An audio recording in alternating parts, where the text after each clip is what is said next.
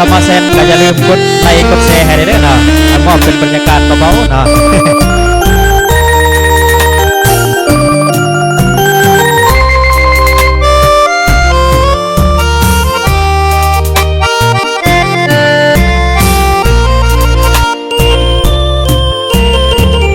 ขอฝากเสียงเพลงนี้เป็นแห่งใจมอบให้สาวเมืองสนามใส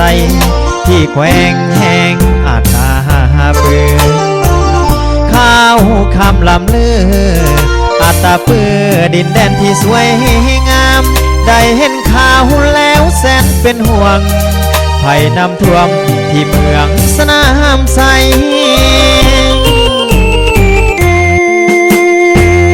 พี่น้องภาคใต้อย่าได้ให้ใจท้อถอยยังคงห่วงกันเป็นหอยแสนคอยแสนห่วงหนักหนาพี่น้องสาวเราส่งกำลังแห่งใจไปหาสาวเมืองสิงห์แขวงลวงน้ำทางส่งเพลงมาฝากไปตามลมเมืองสิงห์หลวงน้ำทานนั้นขอวิงวอนมอบให้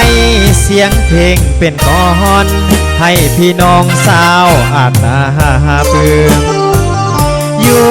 ดีมีสุขความทุกข์อย่าได้มาส่งหัวใจพร้อมกันแข่งกันให้มาเป็นหนึ่งเดียวดวงใจ7 ประเทศเพื่อนบ้านจีนไทยช่วยกันนักหนาเวียดนามฟิลิปปินส์แสนกามสิงคโปร์ญี่ปุ่นก็มาสาวลาวภาคใต้เกาหลีใต้เป็นห่วงนักหนาน้ำไหลมาเป็นฟองอนามผัดพา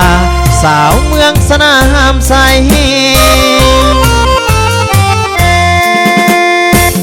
ขอกราบวิงบน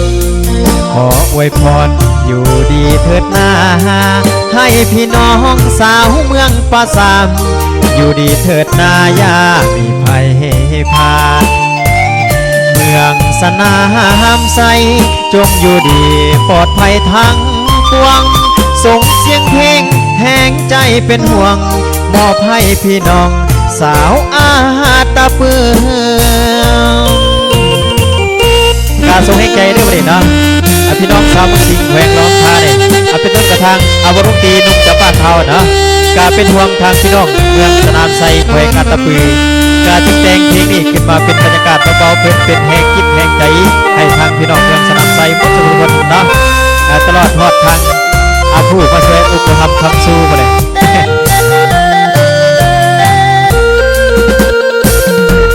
เมืองสิงห์หลวงน้ำทานั้นขอวิงวอนมอบให้เสียงเพลงเป็นก้อนให้พี่น้องสาวอาณาเปิมอยู่ดีมีสุขความทุกข์อย่าได้มาจงรวมใจพร้อมกันแข่งกันให้มาเป็นหนึ่งเดียวดวงใจ7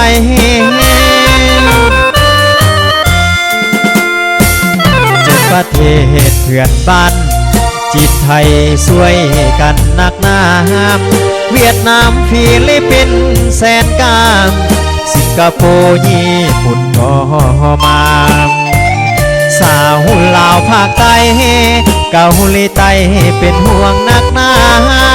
น้ำไหลมาเป็นฟองอนามผัดพาสาวเมืองสนามใส